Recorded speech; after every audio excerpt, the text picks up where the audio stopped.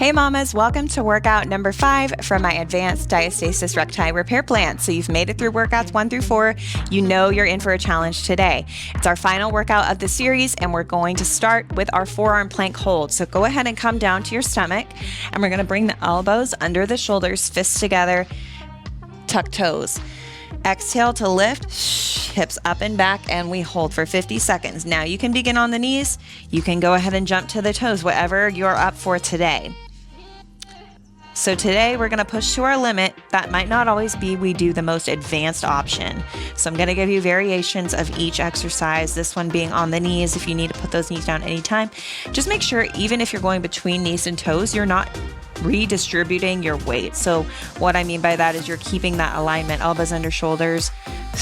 Even if you lift the knees, you're still staying strong. So hips are at shoulder height, belly button to spine, strong core brace, and we're minimizing that trunk movement. Planks are one of the most functional exercises, a great way to progressively overload your core to keep getting stronger. And we're going to keep working on this movement throughout today's workout. So let's go ahead and recover for a minute. We're going to come to our backs and work the front of the core with some pikes. So we're going to take the arms under the shoulders and then we're going to lift the legs up to the sky. We will start with the upper body lifted, shoulder blades off the ground.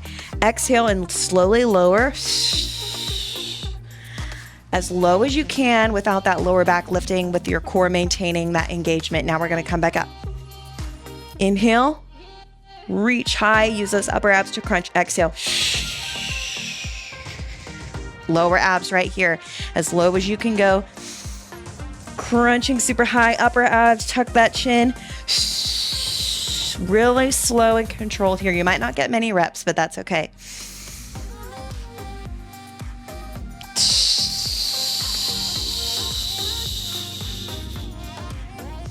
I think we can get one more in. What do you say? Go as low as you can. So important to use the breath there. Okay, we're going to come over to that plank position, but this time we're going to go hands under shoulders and then walk it up to a high plank. We're going to do that spider plank variation. So feet wide, we're going to reach to the corner and then pull back in. Opposite hand, reaches out and in. So just like we did last workout on our knees in the forearm plank position, now we're on our toes. So if you need to, you can always put the knees down. Exhale as you reach out. Now we're reaching to the diagonal as far out as you can. And you can see I'm kind of shifting my weight forward slightly, but I'm still keeping my hips and shoulders square to the ground. And if you want to take it a little closer, that will make it easier as well. And try to keep the hips stable. Again, we don't want to lift the hips up or shift the weight back. We want to keep everything loaded and forward so the core stays engaged. This one's tough. You can tell I'm shaking through it. Good work. Okay, we're going to come over onto our backs. Kind of the similar movement we just did with the pike. This time we're going to open and hold. So starting up, legs up, crunch up, hold. Once you get to that bottom range, that might be here, it might be here, might be all the way to the floor. Pick anywhere, or it might be here. Whatever works for you. You can bend the knees. You can put one foot down. You can take lots of variations. You can even put your head down and press the legs out and hold here. But this is kind of what we're aiming for, that hollow body. So we want to lift that upper back, keep the biceps by the ears, extend the legs, push out. Use those upper and lower abs to fire together. They're working hard. It's tough. You're going to shake. You're going to struggle. But again, you've got lots of options. Bend the knees anytime, but keep those arms back. Try not to reach up. 5 seconds. Let's finish strong. Low as you can go. I think that's the hardest one for me. Okay, moving over to our forearm. We're going to do some clams. So give those abs a break for just a second. Work on the outer hips and deep core. Lift the hip. We're going to open and close in tiny pulses at the top of that range. So keeping the knees open wide, we're just pulsing 2 inches. Top leg moves only. Bottom leg is cemented. Bottom arm is cemented, pushing out of that forearm and lifting through the bottom hip here. Now you can take the option here. You can take just regular reps without the pulse. You could also, if you want to make it even more challenging, add a band just above the knees to add resistance to this one. I do this in quite a few of my glute workouts too with the band. If you ever want to check those out, it's great for strengthening those outer hip muscles and glutes. Using that breath here as well. Good work. Okay, let's flip around to the other side. Same thing.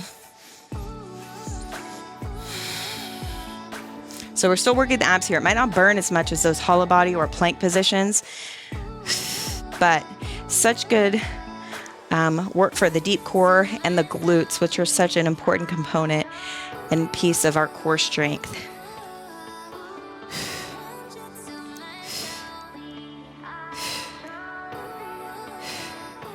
Staying stable again through that bottom arm, lifting through the underside of the hip, and if you need to, you can always place that hip down. But we're never resting at the bottom. You know, we're not sinking down into that hip. We're staying lifted regardless of what position we're in here.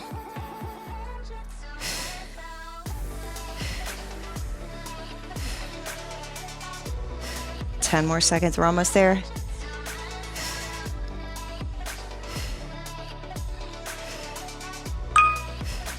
All right, moving on to our stomach. We're a prone arm and leg lift. So we're gonna do opposite arm and leg. Take your thumbs, turn them up. Take your legs hip width apart. We're gonna lift the front arm and the back leg off the floor. Your leg is straight, your arm is straight. I want you to squeeze your glute. Try to pull the whole leg off the floor, up to the hip flexor. And then the upper body, as high as you can lift it. And if you want adding intensity, you can keep the arms hovering just above the floor. So then that way when you come back down, there's still tension at the bottom and you're having to lift a little bit higher. But if you need to, you can use that opposite arm to kind of push into the ground to help you lift a little higher. And we're not forcing anything. It should be very gentle here. Good for the back body to release all that tension, strengthen the back. Okay, plank around the world. So we're coming onto the hands, coming onto the feet. Take the feet wide, body weight forward, hands under shoulders. We're gonna take the right arm to the corner, right corner.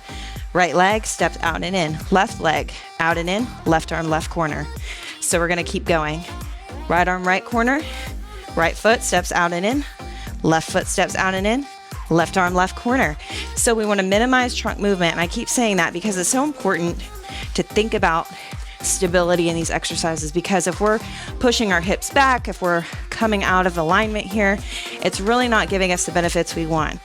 So if you find yourself going there, just take it here onto the knees. Take the legs out if you're coming to the knees, because it's just kind of difficult to do the leg portion on the knees, but just do the hands, and that would kind of be that spider plank variation that we did in that last workout.